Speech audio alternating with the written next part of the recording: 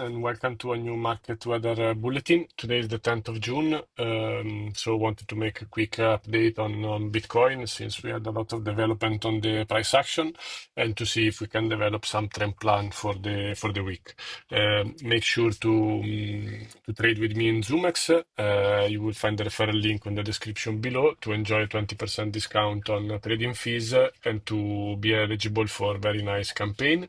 And also make sure to subscribe to the channel and leave a comment and a like to help me grow this new YouTube page.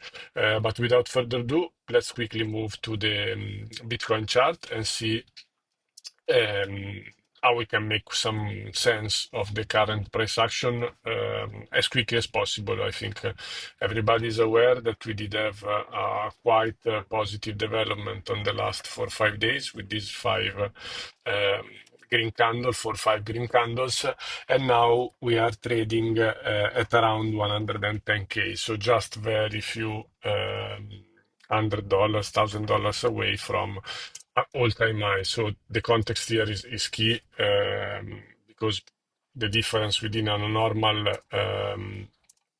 normal resistance and all-time high is that above all-time high there is nothing, there is price discovery, and also there is a psychological component. Then whenever price discovery is broken, there is some FOMO buying. Also, the other important concept to understand here that this is not the first attempt to go closer to price discovery, because we did break the previous, let's say, all-time high that we printed back in January. We broke it very shortly back in May, and the price got rejected. Now, let's say if we do have another attempt, potentially this one could be the one that bring us for a move above. So for me, two concepts are important here. First is not the first attempt to break. And the second is the fact that all-time high is relatively to be considered a resistance because, again, yes, is a previous resistance level, but above there is nothing, there is price discovery. So above it, there is no any sort of historical resistance. So there is nobody that have to sell at a certain level to go break even. There is people that can sell to realize profit, but it's a bit different as a concept. So how do we get here? Basically, there was a dip after the first attempt to break here. All these low have been swept, and we moved higher. So here there is a little bit to unfinished business, that is this fair value gap that we form here, and a little bit lower, no, pretty much lower, there is another fair value. These gaps usually tend to be filled, but they can be also filled after 6 months or 1 year. So we might go up, and then finally come down to fill this gap. So nothing will say that we will fill this gap soon. Just when this gap are filled, are a potentially buying opportunity if the uptrend is holding.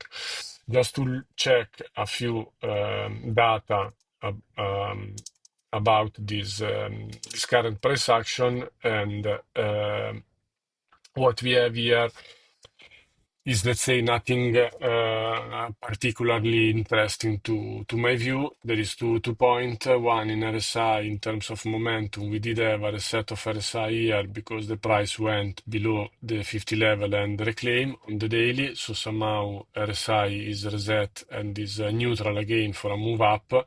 In case we do make some sort of divergence here, in this way, this divergence is technically not valid because we went, at least in this time frame, the daily, because we went below the 50 level. So whenever we break below above the 50 level, somehow divergences are resetted.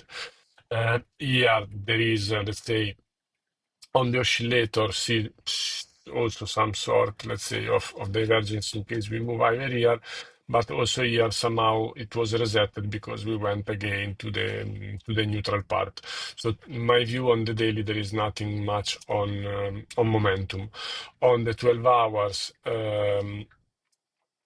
Also, everything guys need to be developed again because we went below the 50 level. The momentum seems good because since this break here, if you see this move here, was also aligned with a break here on the 50 level on RSI. So this breakout looks pretty legit, and now we have to see where the high will be formed. So in terms of momentum, I don't see anything specific, at least on a time frame. To map level, so the bias, I was skipping the most important part, but I think it's pretty obvious. The bias is bullish because the trend is bullish. There is some caution, as I was saying before, because we are close to resistance. But this resistance is a special resistance because is all-time high and because above there is all-time high level. So locally on the 12 hour, what I can see is that this range was a pretty reliable, let's say, range that was swept below and price started to move above. Uh, and this range, more or less, now could be all-time high and this low here at 100K. Also, the key level that I always been monitoring, and that was the level that I said pretty openly that created some confusion for me, was the 106 level that is more or less here, and now we see why it's still relevant. This level for me is a key level for several reasons. Just to sum up few, was in the past the only level that was never close above on the daily, and was a key level here for a potential deviation of the price below. Then price bounced and sliced it through once again. So now it become once again relevant because as you can see in the daily, it's pretty clear.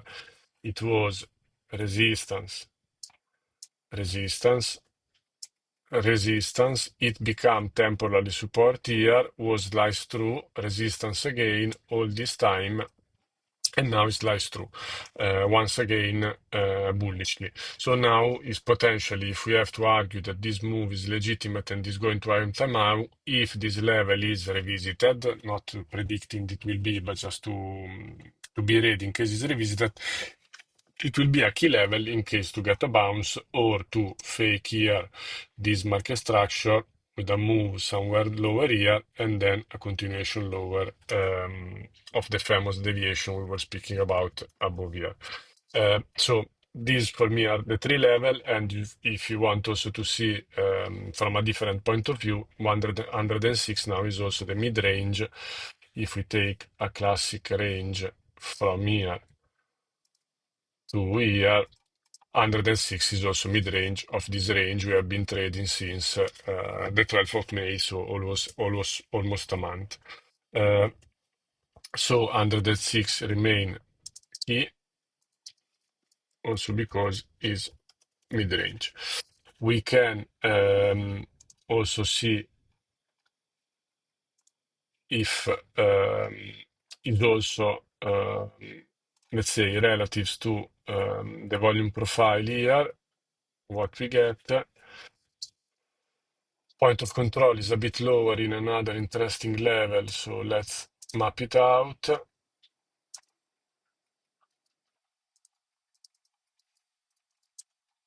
So we do have some levels that can give us some reason and level to try to be objective. Value area high, it's interesting because it's at this level. That was the old all-time high.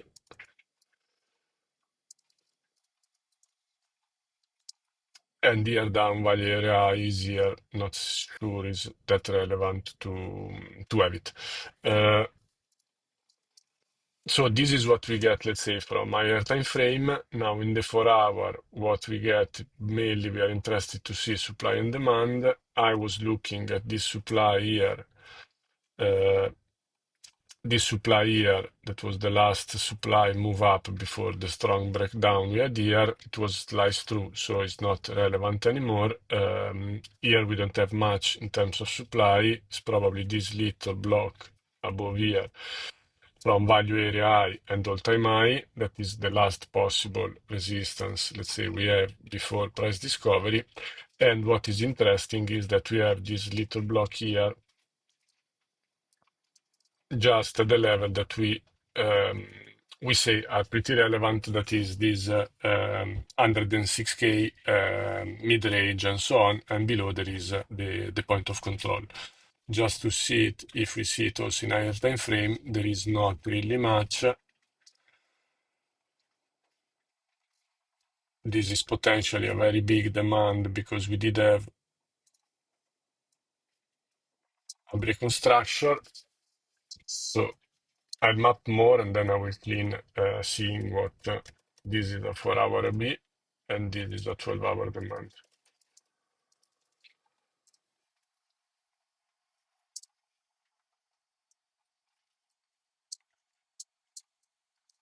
So this is a very wide area, and from a range point of view, it would not that it would not make sense, but I think the first line of defense is this area here for a further continuation up, because there is also a fair value here to be filled. There is again the 106 as a possible buy the dip area, and we would defend more or less mid-range. Losing mid-range after a rejection here, we would go once again down to range low, and it would create a little bit of problem. Let me explain better. So if this is the range we are interested in, where range high is all-time high and range low is this level here, we did already swap the low. So since we swap the low and we reclaim mid-range, now the next visit should be to range high, potentially moving higher or deviating back in the range and then continue to range in this range forever. So what is the problem? That if we are now very close to resistance as we are now, and we start to drop and lose once again mid-range, then we would move to the discount area or range low support once again. But since this business was already completed with this sweep, I'm not sure I'm interested to long again this support as long as we don't deviate once again and move up. Why? Because the liquidity here was already hunted. This liquidity hunt is creating this move. So if this move fail to produce something constructive above here, and after this liquidity hunt, we go once again uh, lower. Uh, if we go once again lower after this liquidity hunt, potentially potentially means that we need further liquidity. So we would move down again, hunt again liquidity, and potentially try another attempt. So in these circumstances, for me, that is important for this range to hold mid-range, and confluence with this range is the 4-hour OB we said here. Uh, Losing this level or finding acceptance below would imply that we might go lower and losing interest in this bullish move. So the way, in case we get a dip, I would like to trade this is to forget about this 12-hour demand, look for entry somewhere here, then we will see if we have some further confluence. Look for entry somewhere around here and hide the stop somewhere below the point of control, just in case we get a weak in that area. And looking for uh, price discovery on this bullish move. So basically, in case we get a dip in this 106, we would fill, to repeat once again the logic, we would fill the fair value. We will go too deep in this little order block that created the famous break at 106. It creates the market structure break here, and it can move us higher. The invalidation would be below the point of control, and also to be a little bit safer because this order block didn't sweep any low.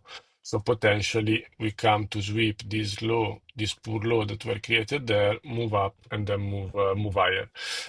Losing further down here, this area, to me at least, is somehow a no trade zone. I would be interested in case we do something like this, sweep again and go lower. Or in higher time frame, it would be a three drive, a sort of three drive pattern. So one, Not really. So it would be, sorry, it would start to be a three-try pattern, something like this, and going higher. And as I said also in the previous video, tap into this level and fill this other gap we left here. But just to make a plan, let's say for this week, not sure we will move that much. The interesting level is around here. Below all-time high, I'm not so interested in short. Because again, this is a level, as I explained at the beginning, that was moved as a reason to be less efficient as a resistance than a normal resistance level. I'll try to open this setup on Zumex. I also scalp long a position of BTC before, just on this little structure here that we had, because I saw this bounce and this sort of double bottom here in the 0.6018, but it's just a quick scalp on this account that are running in Zumex. I opened it with 10K and is up 10%. So this position now seems moving nicely. I'll just keep it before to see what happened in New York's Open, and probably if we get a dip, I will close it and open it again. But for the moment, it's trying to move higher. As you can see, Zumex is a super easy um, exchange. It has all the function of all the exchange you can find out there. Is non KYC, so it's very simple to set up an account without providing uh, any personal information, but he has all the liquidity of Bybit. So make sure you trade with me on Zumex. You will find the referral link on the description below, and you will enjoy a 20% discount on trading fee. So I think for Bitcoin, this is all I have. As I said again, not really interested in shorting, but what can be a short possibility is a rejection along this area or above this high, or in this gray level. Gray level is the last potential resistance before all-time high, but with a bullish structure, bullish move, and the price just below all-time high, as I said at the beginning of the video, without much evidence of a loss in momentum in RSI or the awesome oscillator, I can't really justify much. What I would be more justifiable for me is a dip here and a move higher. In case this level is lost, the 106 level, I think I explained pretty much why it's relevant for me. If this level is lost again, then losing again interest on longs, at least in this area, and potentially looking for long lower. A potential short that I had in mind was a potential sweep here and a move lower, losing again the 106, and not repeat again why it's important. Now, the problem of this move is that if happening, the invalidation is very high because the price move up to 110K. So if we get something very fast like this, it will be difficult for me to justify a short because this invalidation is too long. I would not short anything above 106K, so I would like to see the 106K level lost. So the only option for short would be some sort of structure that give me a lower high somewhere lower, so this level is lost. So in this case, the invalidation of this potential setup is would be more logical because I have some structure here to place my stop loss below this high, and I would not be forced to put the stop up there. But this will depend on the development of the price action. But losing 106K for me opened the door for the visit again to 97. So a short would make sense, just would need some structure here to give me a more feasible invalidation rather than this high here at 110K. But once again, as long as we are above 106K, I have no reason to be bearish. I have no reason to look for short, but either I would pray for a dip and look here or for a bid or for some low time frame action to give a position for a long. keeping the video short until here, but as always, if you have any question, make sure to drop me a question here on YouTube or in X. I'll be happy to answer. Make sure to subscribe to the channel, leave a comment and a like, and remember to trade with me on ZoomX. You will find the referral link here in the description below. As you can see, super cool exchange to trade with. Take care. We'll see you in the next video and stay safe out there. Bye.